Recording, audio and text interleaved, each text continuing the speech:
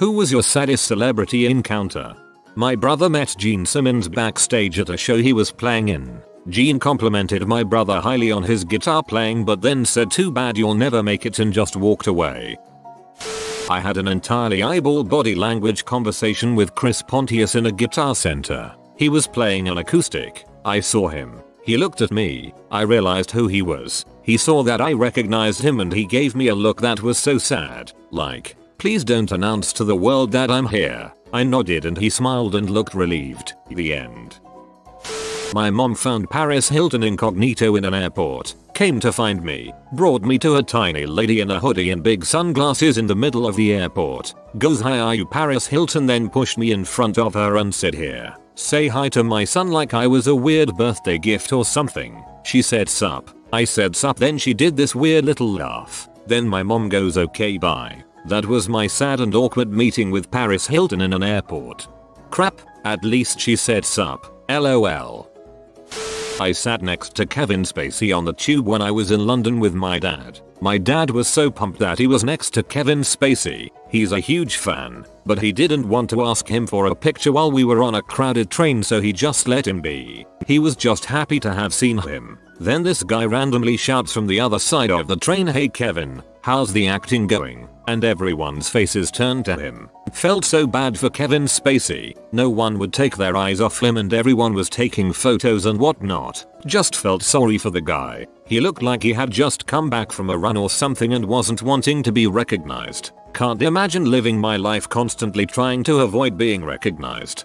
He'd probably just come back from pushing some poor girl in front of a train.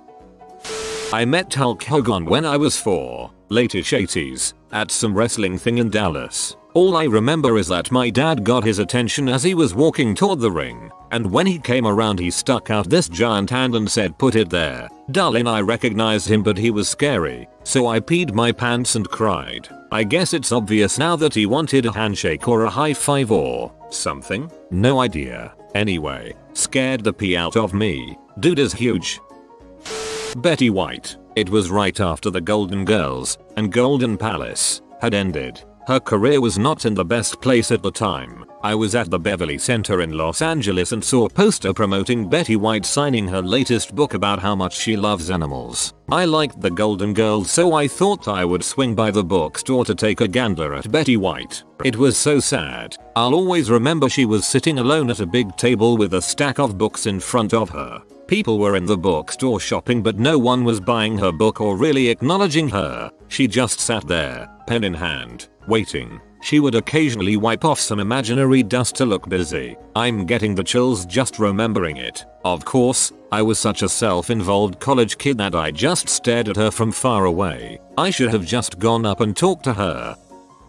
I was a little kid in the 70s. Like pretty much every little boy, I thought Evel Knievel was a serious badass. When I was about 7, I was in the airport with my mom and her boyfriend and a friend of mine. My mother's boyfriend told us that Evel was in one of the lounges. He was sitting in a back corner, drinking a glass of some kind of booze and engulfed in a cloud of cigarette smoke. We both approached him excitedly and asked for his autograph. He was obviously drunk, but he picked up a couple of cocktail napkins and scratched out his signature on both of them. Then he looked at us and said, "Before I give you these, I'm going to teach you something." My friend and I looked at each other, totally starstruck and grinning like idiots. Evel proceeded to tap both of us on the arm. "Does that hurt?" he asked. We both shook our heads and said no. Then he poked us lightly in the chest. "Does that hurt?" again. We both said no in unison. Then he made fists out of both hands with the middle knuckle sticking out and brought them down sharply and simultaneously, protruding knuckle first, onto both of our heads. "Does that hurt?" he asked. Neither of us could really answer. I was holding back tears from the pain. He waited a few seconds and said, "That's why you wear a safety helmet," and handed us the napkins. Evel Knievel punched my friend and me in the head when we were 7. That has to be the most drunk 70s attempt to teach kids about safety that I've ever heard. Not me, but my friend's sister-in-law saw Jack Black walking down the street and eventually they crossed paths, and her, not wanting to pass up the chance at meeting him, approached him. She said something like, "Is it really you?" and he said yes. Then she said, "This is so weird, it's really you," and he said, "It's not weird for me." Then he asked her where she was going and she said she was going to the weed dispensary. Thinking he might find it funny, but he turned a bit sullen and said he was going to visit his mom in the hospital. She said she wouldn't bother him for a picture and he thanked her and left.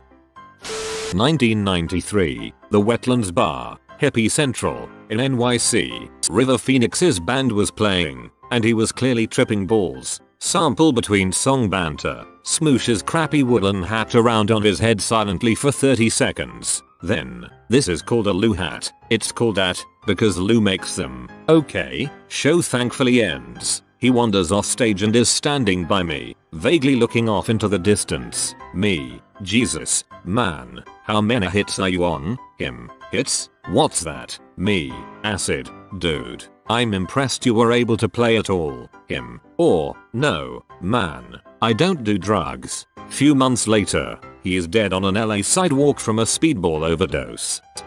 He wanders off stage and is standing by me. Nice reference. Organize a good sized Comic Con, so I've worked with quite a few, but the saddest was really subtle. Peter Mayhew, Chewbacca, was in the green room for lunch on the second day. He looks very tired and is almost totally wheelchair bound because of his terrible joint problems. I'm sitting across from him while we eat and his assistant asks if his hand is feeling alright to sign more autographs. Terrible arthritis. He closes his eyes and nods his head and whispers out, how much longer will this go today, to which his assistant delicately replies, just 5 more hours. And he whimpers a little and sheds a few tears as they wheel him away from the table and back out to the fans. The saddest part is that he's the nicest guy and never denies a fan while he's at the con and always smiles even though he's in loads of physical pain. Give the guy a freaking stamp pad to use. Jeez. He's definitely a champ for that, but there has to be a way to help him do what he wants for the fans, but also mitigate the literal pain of signing autographs. Seeing a movie in Ottawa with my mother as a child, and Tom Green was behind us all alone, looking grayish. My mom told me not to bother him because Drew Barrymore had just dumped him. Good advice. He said in a WTF interview recently that people still ask him about Drew Barrymore on the street nearly every day of his life. That must suck. People are stupid. I met George R.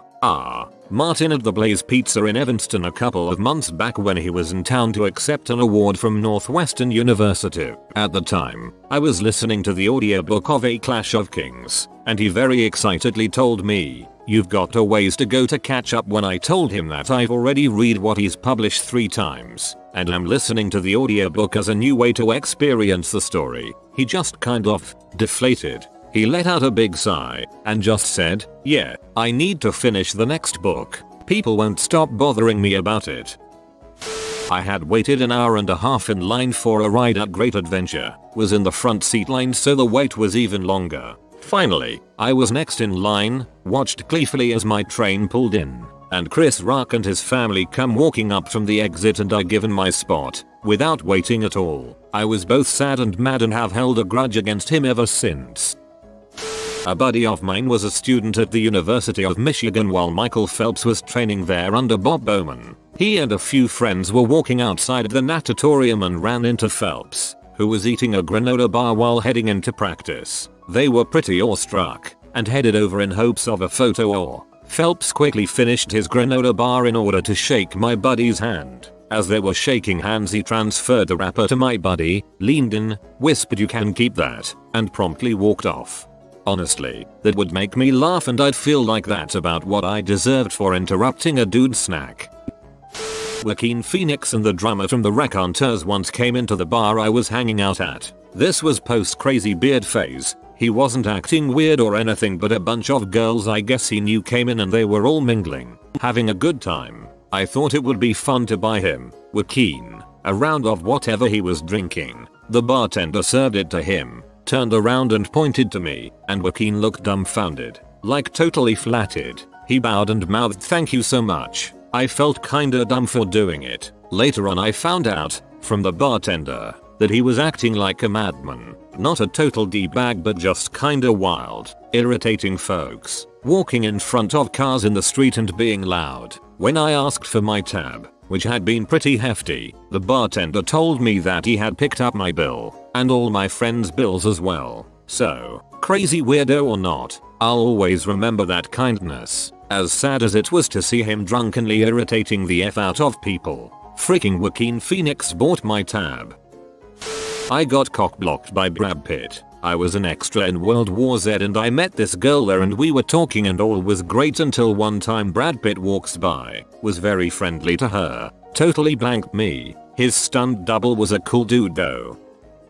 I've met Conan O'Brien twice. The first time was awesome. My wife and I were visiting NYC for our anniversary and went to see his show. Back when he was still doing late night at NBC, the guy that warmed the crowd up before Conan came out asked if it was anyone's birthday or anniversary, and I spoke up and said we were visiting for ours. When Conan came out, he came right up to us to shake our hands and give us a little present. A few years later, we went to go see his show when he was touring in between The Tonight Show mess and his TBS show. We were taking a walk around the theater right when his bus happened to pull up, and he came to meet us and a few other fans that were there at the time. He was so visibly exhausted and gaunt looking. After everything that he'd gone through, I could totally understand. He still talked with everyone for a few minutes and went on to do a fun show with his band later that night though. This is more embarrassing for me. 4 AM in an airport, I ran into Adam Savage. Strike 1. Don't talk to anyone in an airport at 4 AM. They're just as delirious and tired as you are. Strike 2. Don't frick up and say his co-host's name when you try to say hi. Bonus. He tweeted about 5 minutes later complaining about idiots in airports trying to say hi by calling him Jamie. Learn from my mistake. Nichelle Nichols. Met her at a con literally a matter of hours after Leonard Nimoy passed away last year. You could tell she wasn't all there in her panel, because her answers to any question would quickly turn into ramblings about her ventures in high school and her early singing career. I'm not sure if it was her age, the grief, or some combination of both, but it was really depressing. I saw Stephen King while getting some food in Exeter, NH once. I didn't walk up to him and saw anything, but I saw 2 or 3 people following him trying to get him to talk to them, which looked annoying to deal with. Poor guy. I don't know if anyone outside the UK will know who this is, but I performed at a festival where one of my childhood heroes, Craig Charles, was jing. I was a massive Red Dwarf fan, so I was so excited to meet him. Seeing him backstage, he was just this middle-aged guy in sunglasses and a leather jacket trying to hang out with all these young cool bands who didn't know or care who he was. That was kind of sad. Saw his jazz band perform in Bristol a couple of years back. He was so freaked up he attacked a poster of himself, then a bouncer. Was a weird night. I was on Jeopardy a few years ago, and was pretty disappointed to learn that the only time you see Alex Trebek is while you're on stage taping the show. He's just very dry and straightforward, not rude, but extremely businesslike. Richard Kiel aka Jaws from the 007 films. It was a shock to see how deteriorated he looked, riding a scooter because his legs were done, hands shaking, half blind, still signed every DVD and posed for every photo. Passed away 2 weeks after that. I also pee off Joe Edgerton because he didn't like my question, but that's more funny than sad. Quite a few of the guys I work with on events all knew him quite well. He literally kept working until the day he died because it made him happy. So yeah, while it's quite sad to see someone like that, you would have been a big part of why he never wanted to stop, and I think that's quite a nice thing. Aziz Ansari hit on me years ago and I was too starstruck to remember how to talk. Marion. This is a money dog. Upvote in the next 24 hours and money will come your way. If you're new to the channel, you can subscribe. I publish new videos every day. Until then, check another video, or don't. Either way, have a great day you magnificent people.